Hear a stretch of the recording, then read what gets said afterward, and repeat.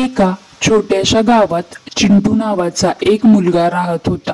तो खूप खोडकर पण मनाने दयाळू आणि मदत करणारा होता। चिंटूला एक सवय होती, तो रोज सकाळी डोंगराच्या पायथ्याशी असलेल्या शाळेत जायचा। शाळेच्या वाटेत एक घनदाट जंगल होतं, म्हणून बहुतेक मुलं गटाने जायची। एके दिवशी जोरदार वारा आणि पाऊस सुरू झाला। बाकी सगळ्या मुलांनी शाळेत न जाण्याचं ठरवलं, पण चिंटू म्हणाला, शिक्षक म्हणतात धैर्य म्हणजे भीतीवर विजय मिळवणं। मी घाबरणार नाही, मी शाळेत जाईन। तो छत्री घेऊन निघाला। रस्त्यात ओढा ओसंडून वाहत होता। पाण्यात एका छोट्या पिल्लूचा आवाज आला, म्याव म्याव। चिंटूने पाहिलं, एक लहानसं मांजर पाण्यात अडकलेलं होतं। त्याला क्षणभर भीती वाटली, पण त्याने लगेच झाडाची एक फांदी घेतली, पाण्यात पुढे गेली आणि त्या मांजराला बाहेर काढलं। मांजर वाचलं आणि चिंटूच्या खांद्यावर येऊन बसलं।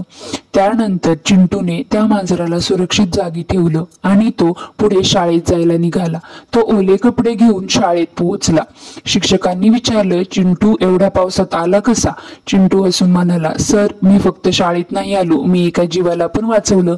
सगळे मुले टाळ्या वाजवू लागले। शिक्षकांनी कौतुकाने म्हटलं, खरं धैर्य म्हणजे दुसऱ्याच्या भल्यासाठी संकटाचा सामना करणं होय।